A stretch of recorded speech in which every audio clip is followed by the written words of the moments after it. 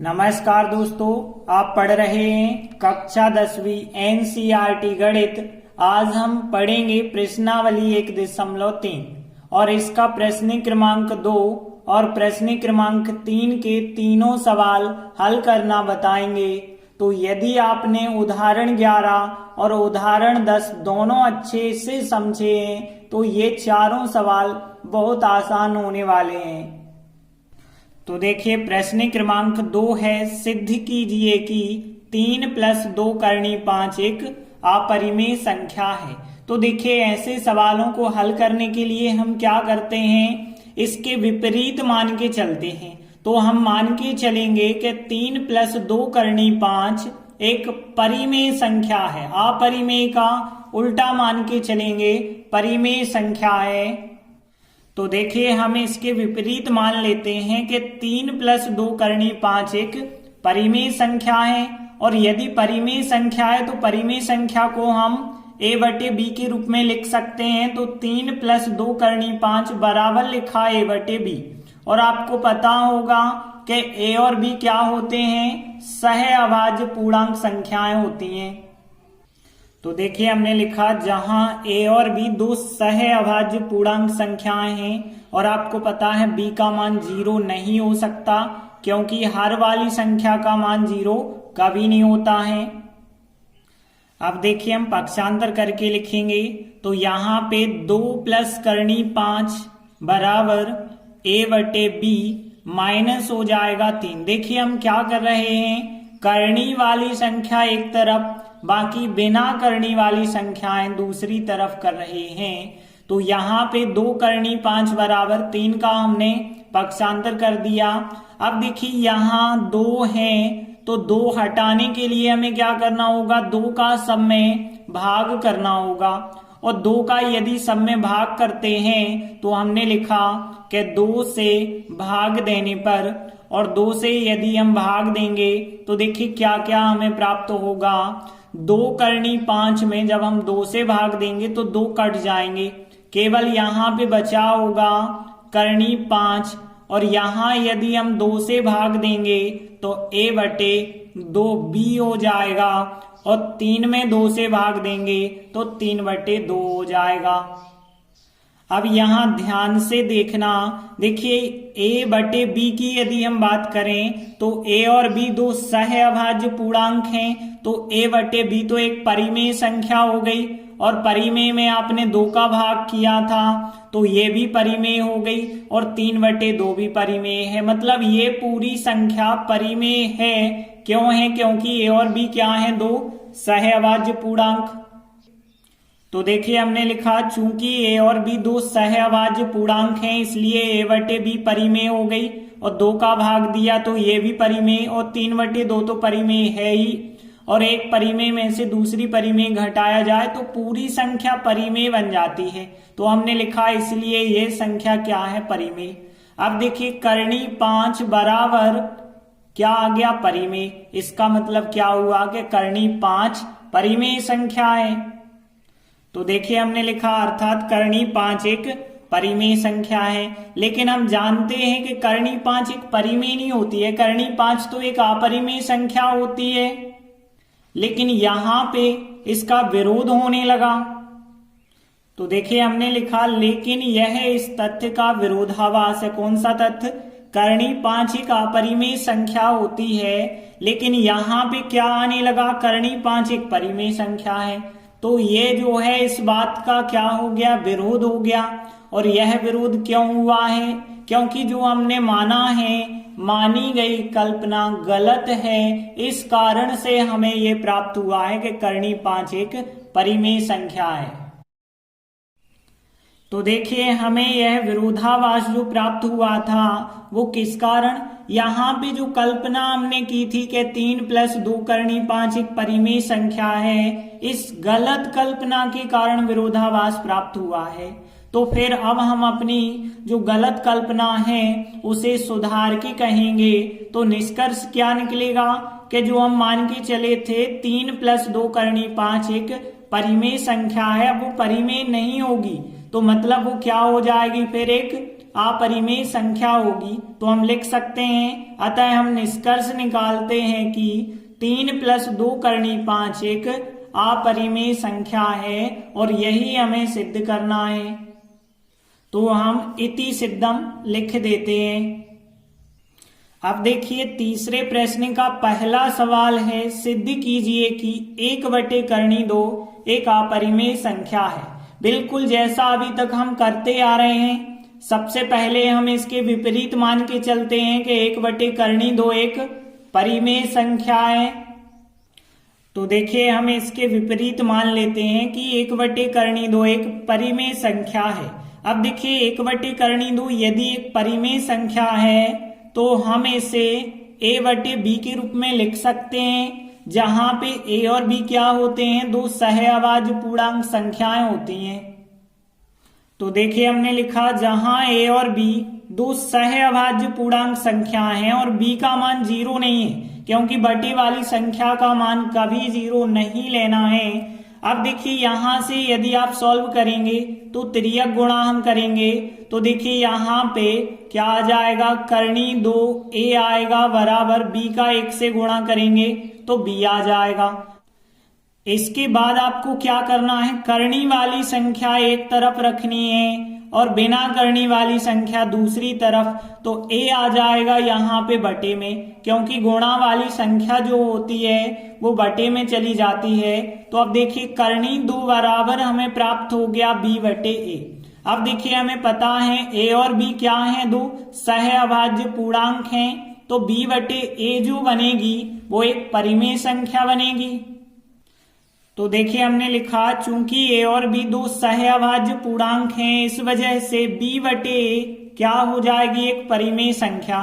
तो b/a जब परिमेय हो गई तो करनी 2 बराबर क्या मिल गया, परिमेय। तो इसका मतलब ये हुआ कि करनी 2 एक परिमेय संख्या हो गई। तो अर्थात करनी 2 एक परिमेय संख्या होगी। लेकिन हम जानते हैं कि करनी 2 है एक अपरिमेय संख्या होती है, लेकिन यहां पे आ गया करनी 2 एक परिमेय संख्या है। तो ये तो इस बात का विरोध हो गया ना कि करनी 2 एक अपरिमेय संख्या होती है, लेकिन यहां आ रहा परिमेय, मतलब विरोधाभास हो गया।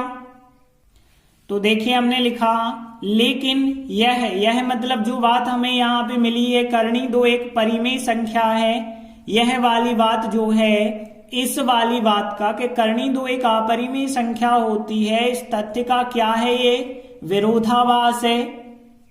और यह विरोधाभास हमें क्यों प्राप्त हुआ है, क्योंकि जो हमने माना है, जो हमने कल्पना की है वो गलत कल्पना की है, इस कारण से हमें विरोधाभास प्राप्त हुआ है।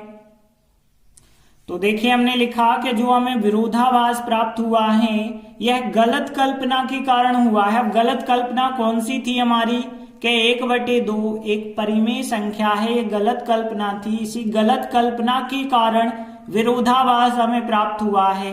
तो फिर जो गलत कल्पना है उसे हमें सही करना होगा, यही निष्कर्ष निकलता है। तो हम निष्कर्ष निकालते हैं कि 1/2 एक परिमेय संख्या नहीं होगी, मतलब अपरिमेय संख्या होगी, और यही हमें सिद्ध करना था। तो हम लिख देते हैं इति सिद्धम। अगला प्रश्न लेते हैं, प्रश्न क्रमांक 3 का दूसरा है, सिद्ध कीजिए कि 7/5 एक अपरिमेय संख्या है। तो जैसा अभी तक हम करते आ रहे थे सेम वैसा ही आपको करना है। सबसे पहले इसके विपरीत मान के चलना है कि 7 + करनी 5 एक, इसके विपरीत मतलब परिमेय संख्या मान के चलेंगे। तो देखिए हम इसके विपरीत मान लेते हैं कि 7/5 एक परिमेय संख्या है, और जब 7/5 एक परिमेय संख्या है तो हम इसे a/b के रूप में लिख सकते हैं। तो 7/5 बराबर a/b, जहां a और b दो सहअभाज्य पूर्णांक संख्याएं होती हैं। तो देखिए हमने लिखा जहां a और b दो सहअभाज्य पूर्णांक संख्याएं हैं और b का मान 0 नहीं होता है। ध्यान रखना, क्योंकि b हर है और हर का मान कभी 0 नहीं होना चाहिए। अब देखिए इसे हम क्या करेंगे, हम करनी वाली संख्या एक तरफ, बाकी सभी संख्या दूसरी तरफ करेंगे। तो फिर करनी 5 बराबर 7 का हमें पक्षांतर करना होगा, 7 गुणा में है, गुणा वाली संख्या पता है आपको बटे में आ जाती है, तो a बटे 7b बन जाएगा। फिर अब यहाँ ध्यान से समझना, a बटे 7b एक परिमेय संख्या होगी। क्यों होगी? क्योंकि a और b क्या हैं? दो सहअभाज्य पूर्णांक संख्याएं, तो a बटे b तो एक परिमेय हो गई ना। और फिर परिमेय संख्या में यदि हम 7 से भाग करेंगे तब भी वो परिमेय ही बनेगी, तो यहाँ a बटे 7 भी एक परिमेय संख्या होगी। तो देखिए हमने लिखा, चूंकि a और b दो सहअभाज्य पूर्णांक संख्याएं हैं, इसीलिए a बटे 7 भी एक परिमेय संख्या होगी। और यदि देखें तो यह संख्या हो गई परिमेय, तो करनी 5 बराबर परिमेय का मतलब है करनी 5 भी परिमेय संख्या बन गई। तो देखिए हमने लिखा, अर्थात करनी 5 भी एक परिमेय संख्या होगी। लेकिन हम जानते हैं कि करनी 5 तो एक अपरिमेय संख्या होती है, तो यहाँ तो विरोधाभास होने लगा, क्योंकि हमें पता है करनी 5 एक अपरिमेय संख्या, लेकिन यहाँ आ गया कि करनी 5 एक परिमेय, मतलब विरोधाभास हो गया ना।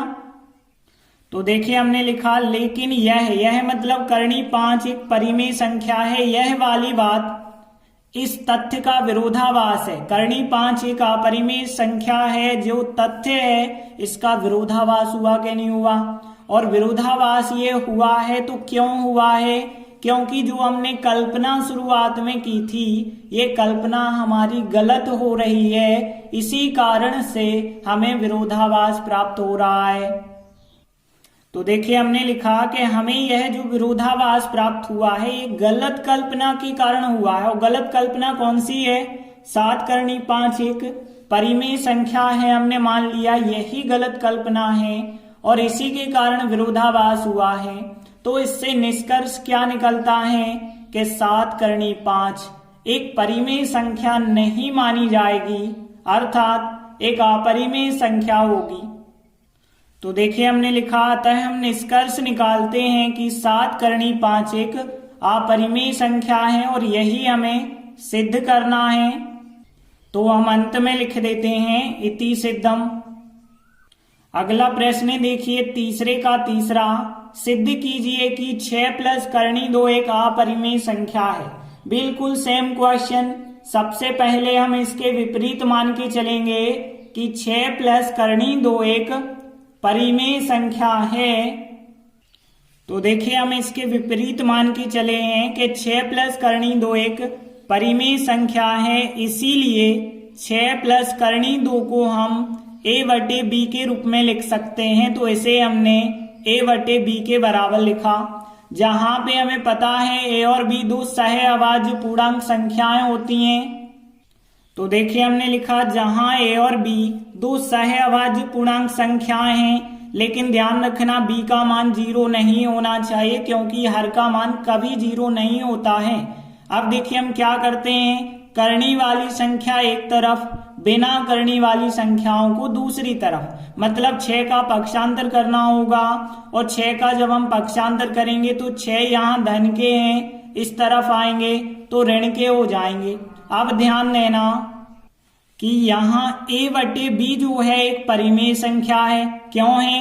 क्योंकि a और b सहअभाज्य पूर्णांक हैं, इस वजह से a बटे b एक परिमेय है, और परिमेय में से 6 घटाएं तो एक परिमेय संख्या ही बनेगी। मतलब हम कह सकते हैं a बटे b माइनस 6 पूरी की पूरी जो संख्या है एक परिमेय संख्या है। तो देखिए हमने लिखा, चूंकि a और b दो सहअभाज्य पूर्णांक संख्या हैं, इसलिए a बटे b माइनस 6 पूरी की पूरी एक परिमेय संख्या हो जाएगी। अब देखिए यहाँ पे पूरी संख्या जब परिमेय हो गई तो करनी 2 बराबर परिमेय, इसका मतलब है करनी 2 परिमेय संख्या बन गई। तो देखिए हमने लिखा, अर्थात करनी 2 भी एक परिमेय संख्या है, लेकिन हम जानते हैं कि करनी 2 एक अपरिमेय संख्या होती है। तो यहाँ भी तो इस बात का विरोध हो गया, फिर यहाँ आने लगा कि करनी 2 एक परिमेय होती है, लेकिन जबकि रियल में तो वो अपरिमेय होती है, तो यहाँ इस बात का विरोध हो रहा है ना। तो देखिए हमने लिखा, लेकिन यह मतलब करनी 2 एक परिमेय संख्या है, यह वाली बात विरोधाभास है किस तथ्य का, कि करनी दो एक अपरिमेय संख्या होती है, जो ये तथ्य है इसका ये विरोधाभास हो रहा है। और यह विरोधाभास क्यों हो रहा है, क्योंकि हमने जो शुरुआत में कल्पना की थी, जो माना था कि 6 प्लस करनी दो एक परिमेय संख्या है, इसी कल्पना के कारण विरोधाभास हुआ है, तो हमारी कल्पना गलत है। तो लिखा हमने कि हमें जो विरोधाभास प्राप्त हुआ है वो गलत कल्पना के कारण हुआ है। अब गलत कल्पना कौन सी थी, कि 6 प्लस करनी दो एक परिमेय संख्या हमने मान ली, यही हमारी गलत कल्पना है, इसी के कारण विरोधाभास हुआ है। तो फिर अब हमें इसे सही करना पड़ेगा। मतलब हमने जो माना 6 प्लस करनी दो एक परिमेय संख्या है, अब वो परिमेय नहीं होगी, अब निष्कर्ष निकलेगा कि वो एक अपरिमेय संख्या ही है। तो देखिए हमने लिखा था, हम निष्कर्ष निकालते हैं कि 6 प्लस करनी दो एक अपरिमेय संख्या है, और यही हमें सवाल में सिद्ध करना था। तो लास्ट में हम लिख देते हैं इति सिद्धम। इस प्रकार से प्रश्नावली 1.3 कंप्लीट होती है। धन्यवाद।